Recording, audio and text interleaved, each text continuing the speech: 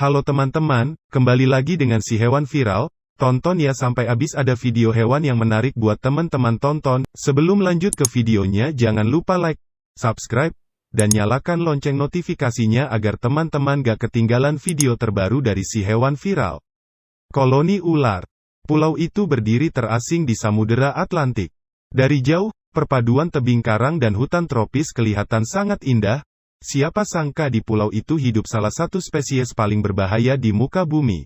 Orang lokal di Sao Paulo, Brasil menyebutnya Ilha Queimada Grande, tapi dunia mengenalnya dengan sebutan Snake Island atau Pulau Ular. Disinilah hidup Bothrops insularis, atau si viper tombak emas. Namanya didapat karena kepala ular ini berwarna emas jika kena sinar matahari. Racunnya bisa membunuh manusia kurang dari 1 jam. Di pulau seluas 43 hektar ini hidup ribuan ular viper tersebut. Jika tak benar-benar awas, nyawa taruhannya. Dulu ada beberapa nelayan yang melihat pisang tumbuh di pulau ini. Mereka berlabuh di pulau untuk mengambilnya. Tapi tak ada yang pernah kembali, kata seorang nelayan Sao Paulo yang diwawancarai Viz dalam film dokumenter. Di pulau itu terdapat sebuah mercusuar yang dibangun untuk menerangi perairan di Sao Paulo.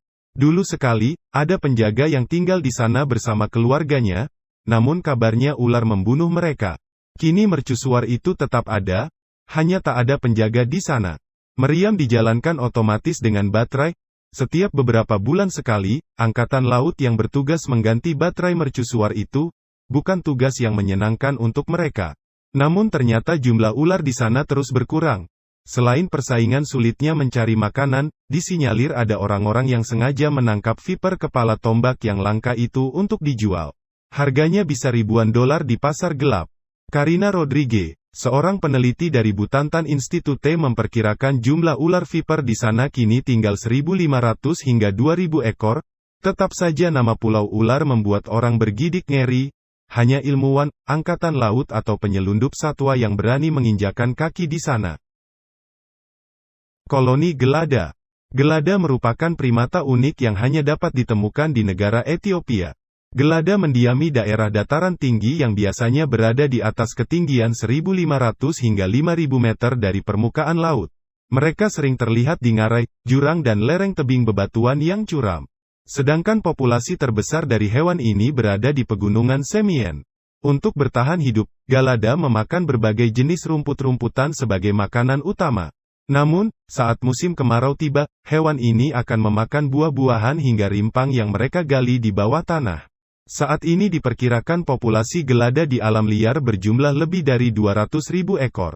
Dengan begitu, primata ini belum dimasukkan ke dalam daftar hewan yang terancam keberadaannya. Namun, populasi dari gelada terus menurun setiap tahunnya akibat diburu oleh manusia dengan cara ditembak karena dianggap sebagai hama yang sering merusak tanaman. Di samping itu, mereka juga menjadi mangsa dari hewan predator buas lainnya. Di habitat aslinya, gelada mampu bertahan hidup hingga usia 30 tahun.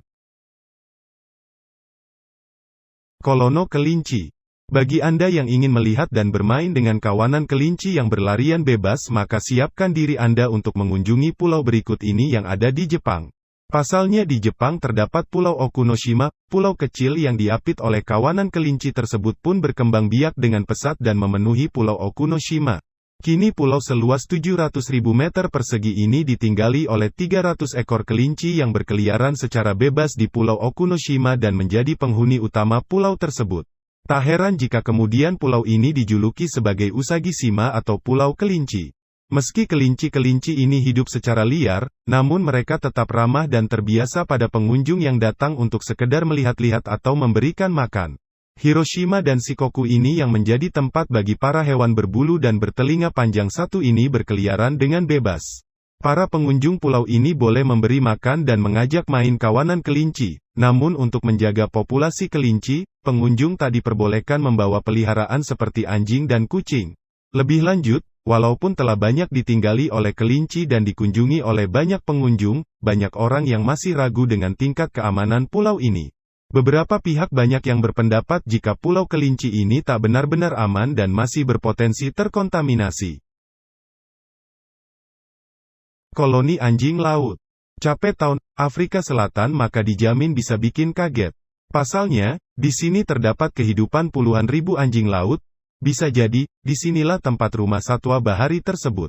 Sebanyak lebih dari 60.000 anjing laut setiap hari menangis, bertengkar hingga menjerit di Pulau Seal, Kepulauan False Bay, Cape Town, Afrika Selatan. Biasanya, mereka akan berkumpul menjadi satu demi terhindari dari serangan ikan hiu putih yang kerap mengitari wilayah tersebut. Pulau ini merupakan pulau yang sederhana yang berjarak 6 km dari Teluk False sedikit menjauh dari Cape Town. Beragam jenis warna kulit anjing laut juga bisa ditemui di sini.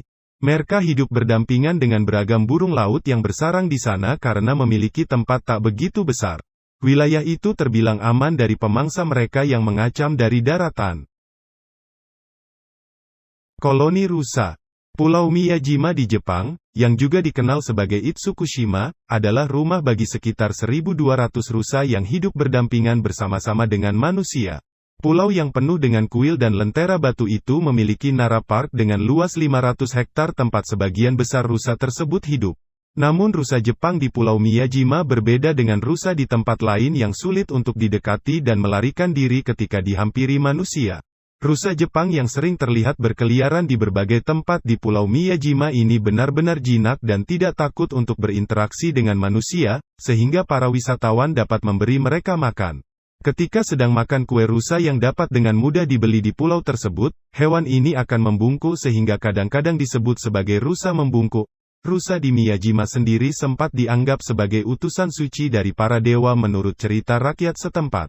Sekitar tahun 768, rusa dari Nara dan Miyajima diberi status khusus dari pemerintah setempat karena konon Dewa Shinto, Takemikazuchi, telah melakukan perjalanan dari Nara dengan naik rusa putih. Karena cerita itu, jika ada seseorang yang membunuh rusa tersebut maka akan dihukum mati. Hukuman itu berlaku hingga tahun 1637, dan pemerintah Jepang kemudian melucuti status khusus rusa tersebut setelah Perang Dunia II. Koloni kepiting. Bayangkan, hidup di sebuah pulau dengan pantai yang indah, pasir putih, dan ribuan kepiting hidup bagaimana ya? Inilah Christmas Island, sebuah pulau kecil bagian dari Australia yang letaknya di bagian bawah Pulau Jawa. Pulau ini punya fenomena unik setiap akhir tahun, kepiting-kepiting yang bermigrasi dan memenuhi area pantai. Fenomena ini disebut dengan red crab migration, atau migrasi kepiting merah. Biasanya terjadi di bulan November atau Desember setiap tahunnya. Jumlahnya pun bukan satuan, atau puluhan, bahkan ratusan. Bisa mencapai jutaan kepiting yang berlalu lalang di sekitar wilayah pantai. Bahkan, ada juga kepiting-kepiting dewasa. Migrasi ini dilakukan oleh kepiting dewasa untuk berpindah ke pantai, serta meninggalkan telur-telur yang akan menetas di sekitarnya. Akibatnya, banyak bayi kepiting yang hidup di sekitar pantai. Fenomena ini terjadi di beberapa wilayah pesisir Christmas Island. Bukan cuma bayi kepiting yang tersebar, tetapi juga kepiting dewasa yang bisa masuk ke jalan raya. Meskipun terlihat menyeramkan, nyatanya bayi-bayi kepiting ini tidak mencapit. Sehingga aman untuk disentuh atau tersentuh jika tidak sengaja memegangnya. Karena fenomena yang menarik dan jarang ditemui di tempat lain, banyak turis yang khusus datang ke sini untuk melihat langsung dan berinteraksi dengan kepiting-kepiting yang ada di sini.